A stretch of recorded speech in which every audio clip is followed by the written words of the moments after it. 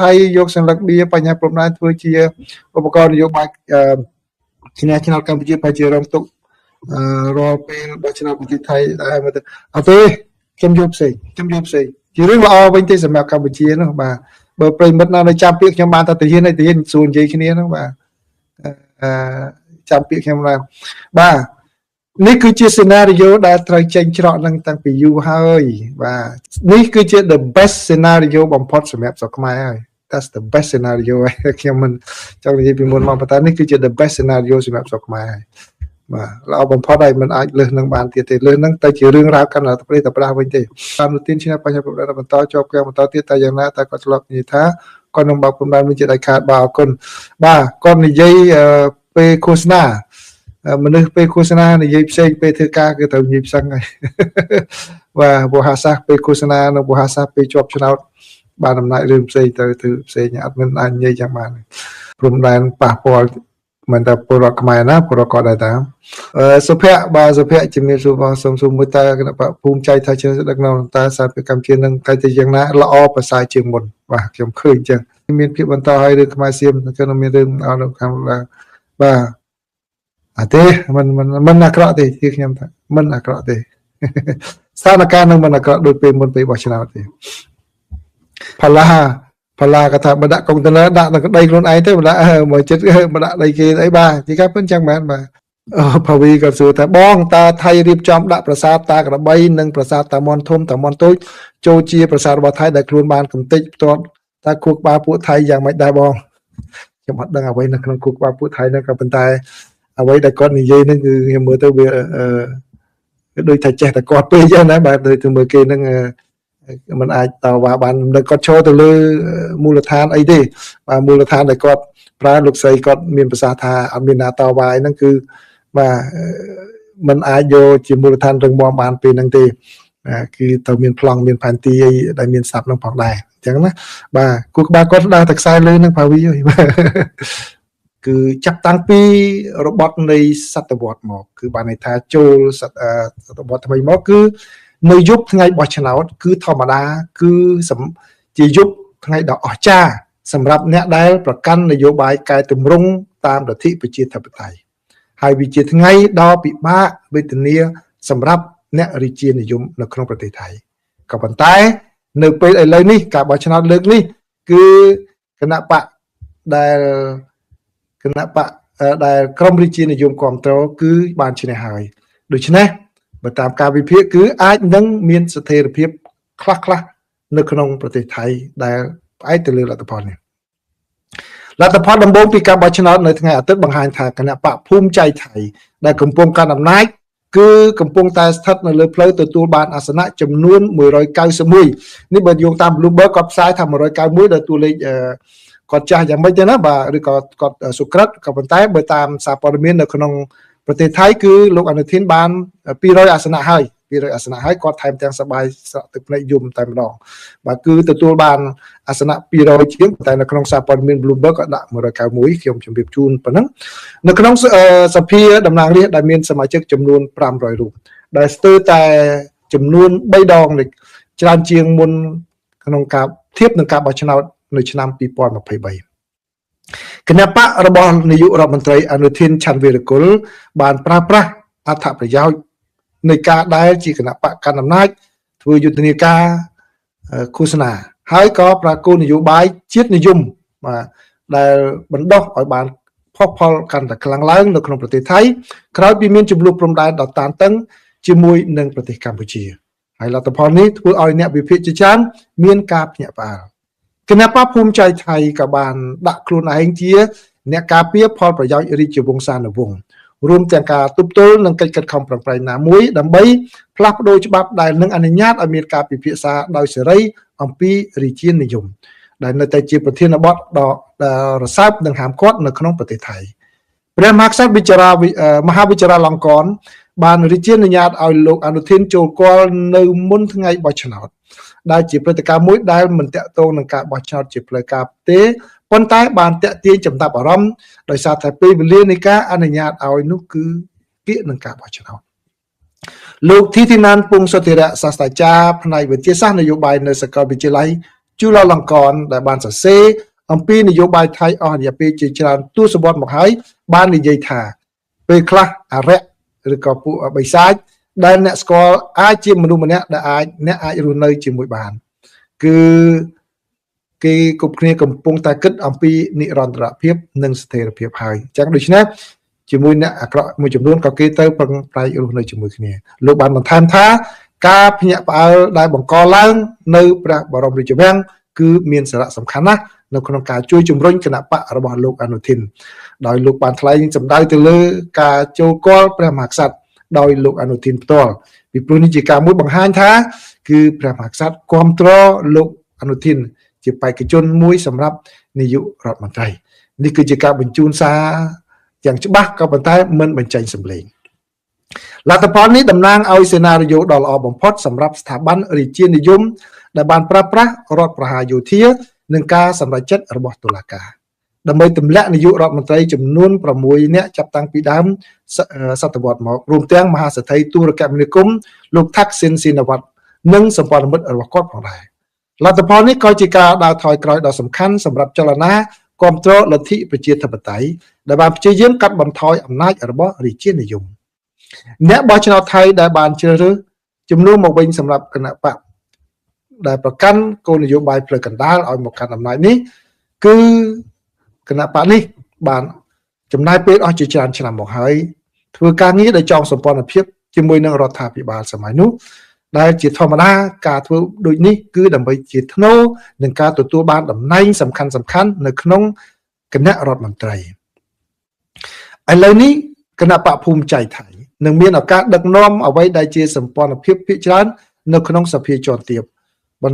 បន្ទាប់ពីបានបដូរឈ្មោះខ្លួនឯងដោយជោគជ័យថាជាការបោះឆ្នោតតែមួយគត់ដែលអាចសម្រេចបានសម្រាប់ស្ថិរភាពនៅក្នុងប្រទេសមួយដែលបានឆ្លងកាត់នាយករដ្ឋមន្ត្រីចំនួន10រូបក្នុងរយៈពេល20ឆ្នាំមកនេះ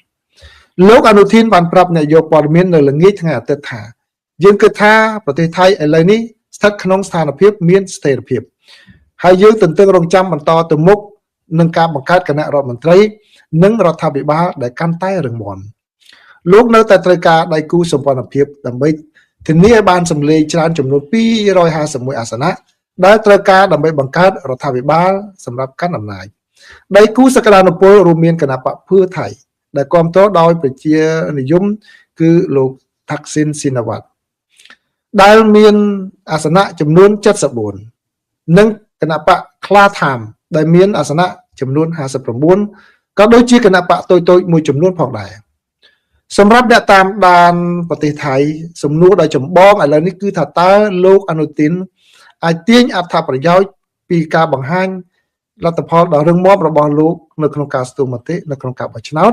ដើម្បីបង្វែរសេដ្ឋកិច្ចទុនខ្សោយរបស់ប្រទេសថៃដែលកំពុងតែពិបាកហើយនឹងមានការធ្លាក់ចុះនោះហើយនឹងវិនិយោគិនដែលមានការប្រុងប្រយ័ត្ននិងនឿយណាយជាងមុនហើយក៏ដូចជាបញ្ហាដែលប្រទេសថៃមានប្រជាពលរដ្ឋវ័យចំណាស់កាន់តែច្រើនតើត្រូវប្រែក្រឡាស់ជាជំនះនៅក្នុងការបោះឆ្នោតនេះឲ្យដោះស្រាយបញ្ហាទាំងអស់នេះដោយរបៀបណាកំណើនសេដ្ឋកិច្ចជាមធ្យមមានប្រហែល 1% ក្នុងមួយឆ្នាំចាប់តាំងពីមានជំងឺរាតត្បាត COVID-19 មកដែលទាបជាងប្រទេសដទៃទៀតក្នុងតំបន់ដូចជាប្រទេសវៀតណាមនិងឥណ្ឌូនេស៊ីហើយកាន់តែធ្ងន់ធ្ងរឡើងដោយបរិយាកាសភូមិសាស្ត្រនយោបាយដ៏ច្របូកច្របល់និងសម្ពាធពាណិជ្ជកម្មរបស់រដ្ឋបាលលោកត្រាំដែលបានដាក់នៅលើប្រទេសថៃគណៈពេលដែលគណៈបកប្រជាជនបានឈ្នះចំណែកដ៏ធំបំផុតនៃការបោះឆ្នោតដ៏ពេញនិយមដោយសារតែគណៈបកនេះគឺទទួលបានព្រោះតែគោលនយោបាយចង់ផ្លាស់ប្ដូរការដឹកនាំនៅក្នុងរដ្ឋាភិបាលនោះហើយនឹងការធ្វើកំណែទម្រង់សេដ្ឋកិច្ចគឺការដែលលោកអនុทินបានឈ្នះនៅពេលនេះគឺបានធានានៅចក្ខុវិស័យកម្រិតមធ្យមតែប៉ុណ្ណោះបាទហើយនឹងងាយសម្រាប់ប្រទេសថៃបាទដែលជាគណៈបកមួយតែក្នុងពេលកន្លងមកគឺគេផ្ដោតទៅលើគោលដៅមានតិចតួចបាទគោលដៅមួយចំនួនរបស់គណៈបកខ្លះគឺផ្ដោតទៅលើការចែកប្រាក់និងគោលដៅកំណើនសេដ្ឋកិច្ចដែលខិតខំប្រឹងប្រែងធ្វើយ៉ាងណាឲ្យបាន 3% ដើម្បីអាចធានានៅក្នុងការប្រកួតប្រជែងជាមួយនឹងប្រទេសជិតខាងបានគណៈបកភូមិใจថៃក៏បានដាក់ចេញនៅគំនិតព្រួយផ្ដើមមួយដើម្បីជួលអ្នកថែទាំមនុស្សចាស់ចំនួន100,000នាក់ នៅសម្រាប់ថែទាំមនុស្សចាស់នៅក្នុងប្រទេសថៃហើយនឹងការផ្ដោះប្ដូរលែងឲ្យមានកាតព្វកិច្ចកងទ័ពគឺដោយជំនួសមកវិញគឺឲ្យមានការចូលយោធាដោយស្ម័គ្រចិត្តវិញទោះបីជាមានការគាំទ្រយ៉ាងខ្លាំងចំពោះស្ថាប័នអភិរក្សនិយមក៏ដោយប្រជាជនថៃក៏បានបោះឆ្នោតនៅថ្ងៃអាទិត្យបាទក្នុងការបោះឆ្នោតប្រជាមតិដើម្បីកែប្រែរដ្ឋធម្មនុញ្ញឆ្នាំ2017ដែលបានព្រៀងឡើងដោយពួកយោធាដែលជាដំណើរការកែតម្រង់ដែលរដ្ឋាភិបាលដឹកនាំដោយគណៈបកភូមិចៃថៃខិតខំធ្វើជាយូរមកហើយដើម្បីទប់ស្កាត់មិនឲ្យមានការធ្វើកំណែតម្រង់លោកអនុធានបានបង្ហាញសញ្ញាថាគណៈដែលលោកគ្រប់គ្រងការសរសេរឡើងវិញនៅរដ្ឋធម្មនុញ្ញជាគោលការណ៍គឺរដ្ឋបាលរបស់លោកនឹងការពារស្ថាប័នរាជានិយមមិនឲ្យក្រុមដែលនិយមជ្រុលវិប្រហារណាមួយឡើយបាទនេះគឺជាសេចក្តីរាយការណ៍របស់សារព័ត៌មាន Bloomberg ណាបានរាយការណ៍ដឹងពីជ័យជំនះរបស់លោកអនុធានគឺជាអត្ថបទ editorial វិចារណកថានិងឬក៏បទវិភាគដែលធ្វើឡើងដោយសារព័ត៌មាន Washington Post ក៏ថាជ័យជំនះដ៏ធំរបស់នាយករដ្ឋមន្ត្រីជប៉ុនគឺជាដំណឹងល្អសម្រាប់សហរដ្ឋអាមេរិកបាទតែល្អយ៉ាងណាខ្ញុំសូមជូនបកប្រែទូជូនប្រិមិត្តទាំងអស់គ្នាអ្នកស្រីនាយករដ្ឋមន្ត្រីជប៉ុនសាណាអេតាកាជីបានឈ្នះឆ្នោតមួយអាណត្តិសម្រាប់ការធ្វើកំណែទម្រង់ដ៏ធំរបស់លោកស្រីដែលរៀបចំឡើងក្រោយពីបាទការចំណាយពេលអស់ជាច្រើនឆ្នាំដែលគ្មានមេដឹកនាំណាមួយឲ្យមានភាពក្លាហានគ្រប់គ្រាន់នៅក្នុងទីក្រុងតូក្យូនោះទេជ័យជំនះរបស់លោកស្រីគឺជាដំណឹងល្អមួយសម្រាប់សហរដ្ឋអាមេរិកដែលឥឡូវនេះគឺទីក្រុង Washington អាចជួយអ្នកស្រីឲ្យបានជោគជ័យបានការគ្រប់គ្រងរបស់អ្នកស្រី Takaichi បាទក្នុងការកសាងសមត្ថភាពយោធារបស់ប្រទេសជប៉ុនឡើងវិញឲ្យបានធំដុំបាទគឺជាគោលនយោបាយរបស់លោកស្រីហើយជាការបន្ថែមទៀតនោះគឺអ្នកស្រីនឹងជំរុញការចំណាយថវិកាទៅលើវិស័យការពារជាតិបាទគឺយ៉ាងហោចណាស់ឲ្យដល់កម្រិត 2% នៃផលិតផលសរុបក្នុងស្រុកច្រើនបាទនេះគឺជាគោលនយោបាយដែលលោកស្រីបានប្រើប្រាស់ក្នុងការឃោសនាគឺពង្រីកសមត្ថភាពយោធារបស់ជប៉ុនខាងវិលុកមិនមែន defensive ទេគឺ offensive គឺខាងវិលុកសមត្ថភាពវិលុកមិនមែនជាសមត្ថភាពសម្រាប់ទប់គេហើយក៏ដូចជាការលើកលែងបំរាមការនាំចេញអាវុធប្រឡាយបាទគឺបានន័យថាអាវុធមិនមែនជាអាវុធធម្មតាដែលសម្រាប់ការពារខ្លួនទេគឺសម្រាប់អាវុធសម្រាប់ប្រយុទ្ធតែម្ដងបាទអាវុធសម្រាប់ប្រយុទ្ធ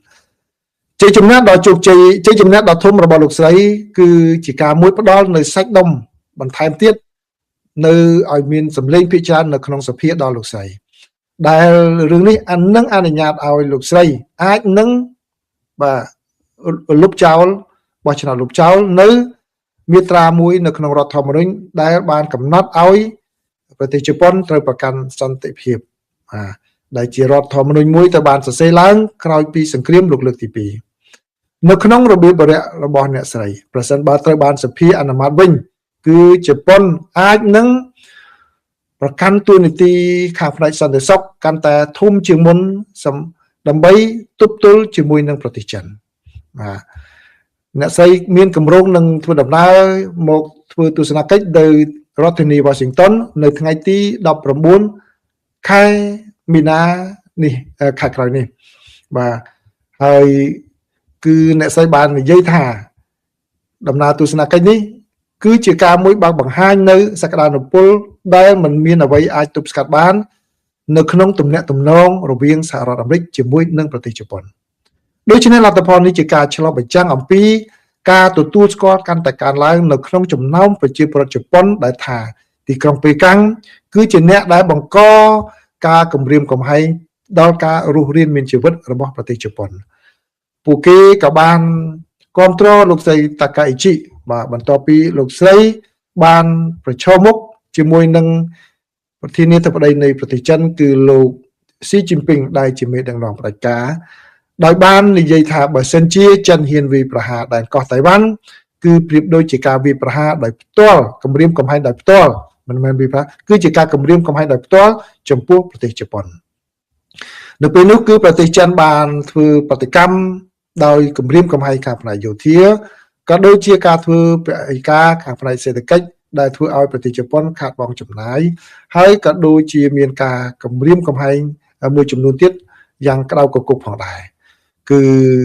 ខាងប្រទេសចិនកុម្មុយនីសនេះបានរដ្ឋបတ်ការនាំចូលអាហារគ្រឿងសមុទ្រហើយមិនឲ្យទេសចររបស់ខ្លួនមកទស្សនាប្រទេសជប៉ុនក៏ដូចជាគម្រាមកំហែងថានឹងរដ្ឋបတ်ការនាំចេញរ៉ែកម្រសំខាន់នៅក្នុងប្រទេសជប៉ុនវិញក្រុមអ្នកនយោបាយជើងចាស់នឹងដែលប្រកាន់ការិយាធិបតេយ្យនោះហើយក៏ដូចជាអ្នកវិនិយោគទុននានាបានសូមអង្វរលោកស្រីតាកាអ៊ីជីឲ្យបន្ទន់អេរយាប័តក៏ប៉ុន្តែលោកស្រីបានបដិសេធឥឡូវនេះដោយសារតែលទ្ធផលនៃការបោះឆ្នោតបានចេញរួចហើយជាការមួយបើកផ្លូវឲ្យលោកស្រីនោះគឺលោកស្រីតាកាអ៊ីជីមានការប្រឈមដ៏ធំមួយទៀតនៅក្នុងការធ្វើការចំណាយសម្រាប់របៀបវិរៈសេដ្ឋកិច្ចដ៏ធំរបស់លោកស្រីដែលនឹងត្រូវពង្រីកបន្ថែមលោកស្រីគឺពិតជាចង់ជួយឲ្យសេដ្ឋកិច្ចជប៉ុនដែលកំពុងតែជាប់គាំងអស់រយៈពេលជាយូរមកហើយបានរីកចម្រើនតាមរយៈការចំណាយច្រើនក៏ប៉ុន្តែការនេះក៏ជាការមួយធ្វើឲ្យមានហានិភ័យផងដែរចំពោះការដែលនឹងរុញឲ្យប្រទេសជប៉ុនជំពាក់បំណុលកាន់តែច្រើនដែលនឹងឈានទៅដល់កម្រិតមួយដែលมันអាចនឹងទប់ទល់បានបាទដូច្នេះវិធានការនៃការចាយវាយប្រាក់ដោយសំចៃនៅក្នុងពេលអតីតកាលមកគឺប្រហែលជាធ្វើដោយជ្រុលហួសពេកផងដែរក៏ប៉ុន្តែបើកាលណាឥឡូវនេះចំណាយច្រើនក៏វាជាការមួយដែលជារឿងប្រឈមមួយដែលធ្វើឲ្យខូចទៅដល់ការវិនិយោគទុននិងការវិនិយោគទៅលើវិស័យយោធាដែលលោកស្រីចង់បាននោះបាទចឹងនេះគឺជាបទអត្ថាធិប្បាយមួយរបស់សារព័ត៌មាន Washington Post ដែលបានគូបង្ហាញអំពីចំណុចសំខាន់នៃជ័យជំនះរបស់លោកស្រីតាកាអ៊ីជីសម្រាប់សហរដ្ឋអាមេរិកបាទដោយសារពាក្យគេនិយាយចេញមកវាពីរស់ណៃណងពេកចាំបើនិយាយឲ្យសាមញ្ញគឺបានន័យថាដោយសារតែលោកស្រីគាត់មានគម្រោងចំណាយទៅលើវិស័យយោធាបាទវិស័យយោធាច្រើនពង្រឹងសមត្ថភាពយោធាកាន់តែខ្លាំងហើយថែមទាំងលើកលែងការហាមឃាត់ការនាំអាវុធចេញគឺដូច្នេះវាអាចនឹងឲ្យជាកន្លឹះដ៏សំខាន់មួយសម្រាប់ទប់ជាមួយនឹងចិនពីព្រោះសហរដ្ឋអាមេរិកឥឡូវនេះកំពុងត្រូវការសម្ព័ន្ធមិត្តដែលមានសាច់ដុំខ្លាំងដែលអាចនឹងទប់ទល់ជាមួយនឹងចិនផងដែរឥឡូវនេះបានជប៉ុនគាត់មាននាយករដ្ឋមន្ត្រីដែលមានចំហស្តីងគ្នាជាមួយនឹងលោកប្រធានាធិបតី Donald Trump គឺបានថាស្តីងគ្នាជាមួយនឹងសហរដ្ឋអាមេរិកនេះគឺជាកាដូមួយដ៏ធំសម្រាប់រដ្ឋបាល Trump បាទបើសង្ខេបគឺសង្ខេបបានប៉ុណ្ណឹងបាទថាដល់ពេលពាក្យគេណែងណងទៅពេលខ្លះបកប្រែមិនបានសម្រួលពាក្យទៅពិបាកស្ដាប់បន្តិចប៉ុន្តែបើសម្រួលឲ្យសាមញ្ញគឺប៉ុណ្្នឹងឯង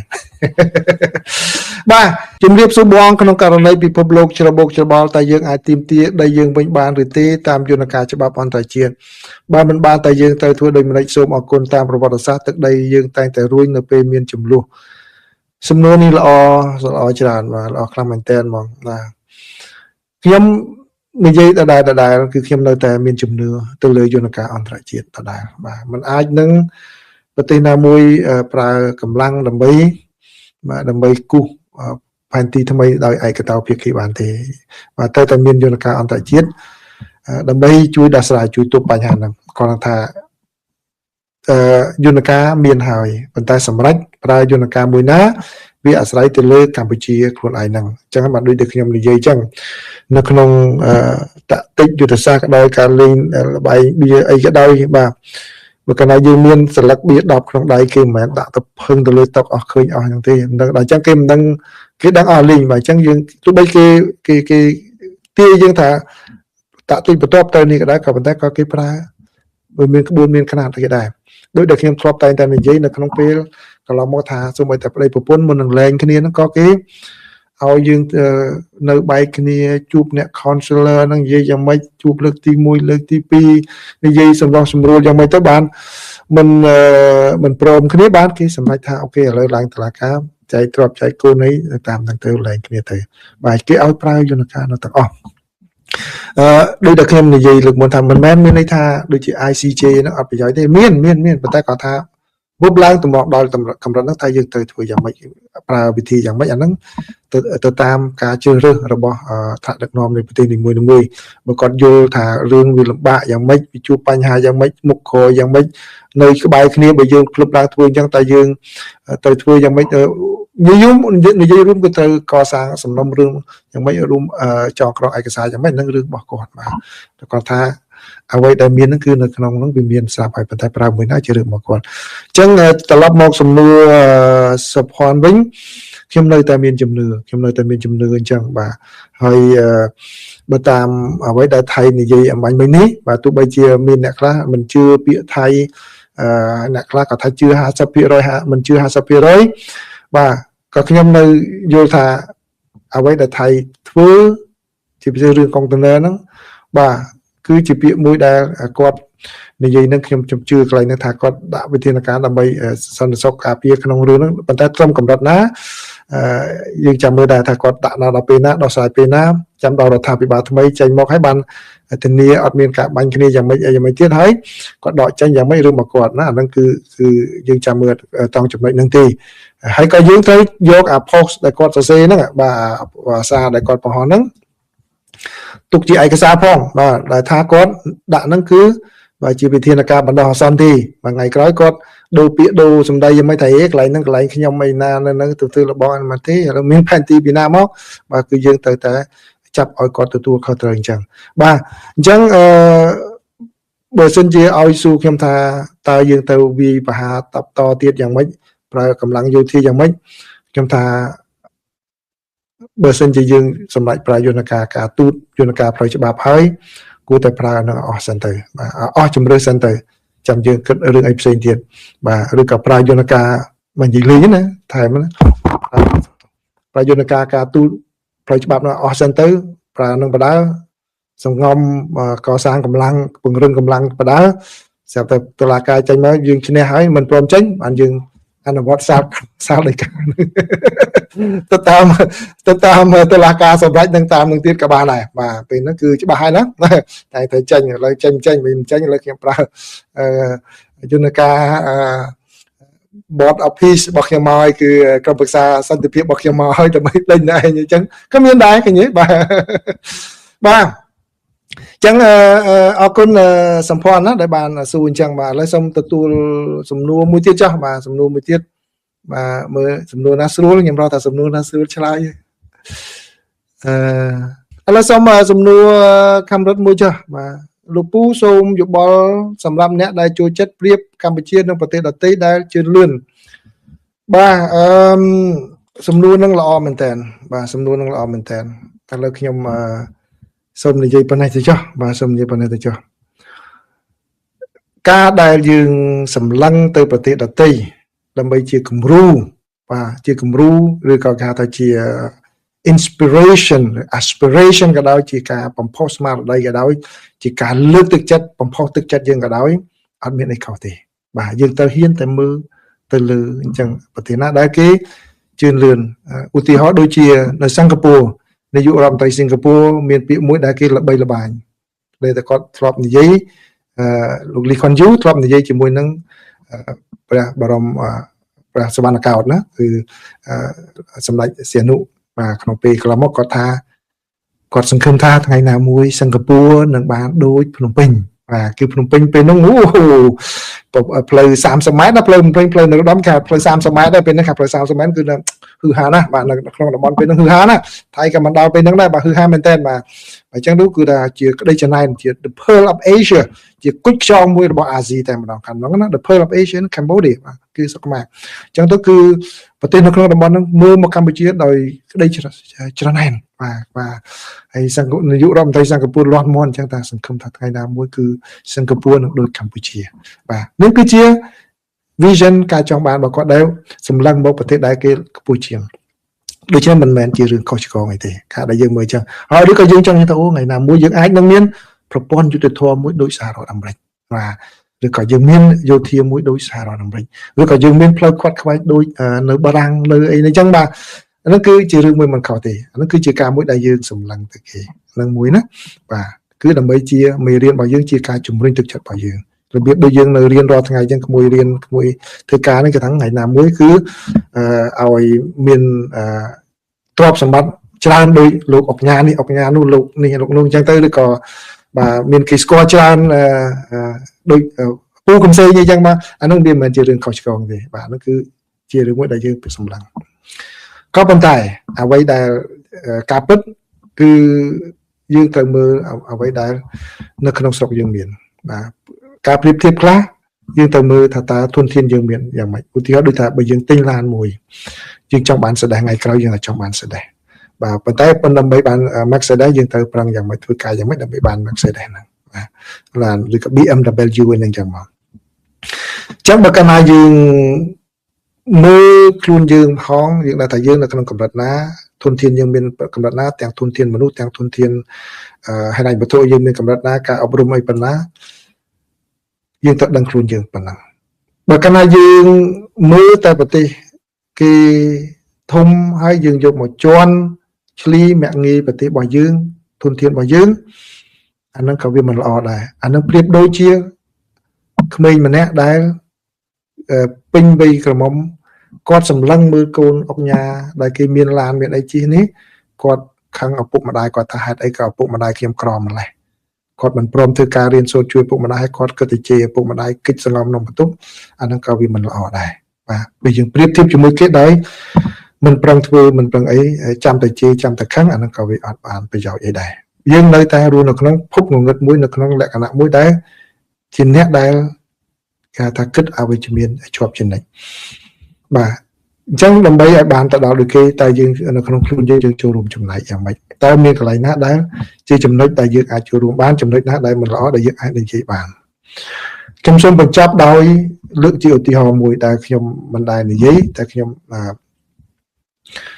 និយាយមួយចុះបាទដោយមិននិយាយឲ្យចំណាការមន្ត្រីរបស់សហរដ្ឋអាមេរិកបាទក្រសួងការបរទេសខ្ញុំមិននិយាយដល់កម្រិតណាទេពេលដែលគាត់រៀបទៅប្រទេសកម្ពុជាបាទរៀបទៅប្រទេសកម្ពុជាខ្ញុំមិននិយាយដល់កម្រិតណាគាត់មកទៅមកខាង VOA ខាង VOA ពេលហ្នឹងគេបាទគេហៅនិយាយគាត់ទៅហ្នឹងគឺកម្ពុជាខាងហ្នឹងដូចជាទៅម៉ាឡេទៅឥណ្ឌូនេស៊ីវៀតណាមក៏ទៅប្រហែលប្រទេសបាទអញ្ចឹងគេហៅservice នីមួយៗខាង service VOA នីមួយៗហ្នឹងអ្នកជំនាញនៅខាងនីមួយៗហ្នឹងទៅឲ្យយោបល់គាត់អំពីស្ថានភាពហ្នឹងនឹងនិយាយរឿងប្រទេសក្នុងឲ្យដឹងមួយចុះខ្ញុំតំណាងមក VOA ខ្មែរដើម្បីទៅនិយាយជាមួយគាត់ព្រោះគាត់ជប់នៅខ្មែរដែរខ្ញុំនិយាយពីច្រើនពីកម្ពុជាយ៉ាងម៉េចដើម្បីឲ្យយោបល់គាត់ឲ្យមិនចឹងទៅបាទខាងវៀតណាមគេនិយាយខាងវៀតណាមចឹងទៅបាទខាងឥណ្ឌូនេស៊ីគេនិយាយឥណ្ឌូនេស៊ីមិនមែនម៉ាឡេឥណ្ឌូនេស៊ីបាទឥណ្ឌូនេស៊ីសាបសវីឥណ្ឌូនេស៊ីទៅខាងហ្នឹងបាទនោមហើយនឹងសាបសវីវៀតណាមទៅតែបាទ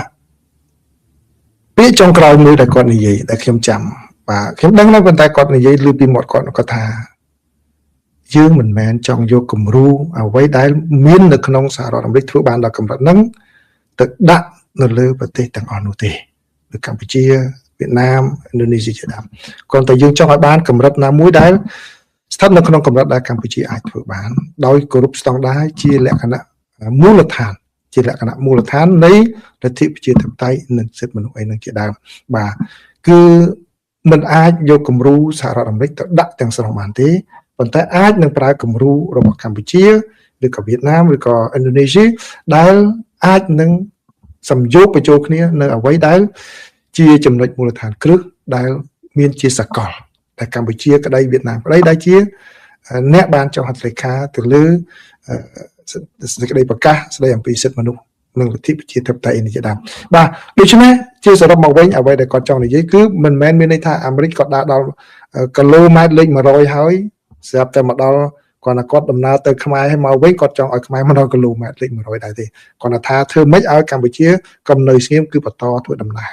បាទបោះជំហានមកឥឡូវហ្នឹងដល់គីឡូម៉ែត្រលេខ10ហើយកុំឈរជ្រុំជើងនៅនឹងឬក៏ដើរថយក្រោយ2 3ជំហានទៅគីឡូម៉ែត្រលេខ6លេខ7វិញបាទបន្តទៅមុខបន្តទៀតបាទកុំនៅយូរបាទអញ្ចឹងក៏សង្ឃឹមថាខ្ញុំអាចឆ្លើយសំណួរក្មួយបានណាចូលរួមចំណែកប៉ុណ្ណឹងបាទចេញរឿងខ្លីក្នុងអញ្ចឹងបាទអញ្ចឹងសូមអរគុណច្រើនណាសូមអរគុណច្រើនប្រិយមិត្តទាំងអស់គ្នាដែលចូលរួមមកស្ដាប់ការ ចែករំលែកព័ត៌មានហើយបន្តនៅចែករំលែកនៅការសំណេះសំណាលជាមួយខ្ញុំបើអញ្ចឹងអ្នកនៅកម្ពុជាសូមដើរលេងឲ្យបានសប្បាយនៅថ្ងៃអាទិត្យហើយអ្នកនៅសហរដ្ឋអាមេរិកបាទរាត្រីសួស្តី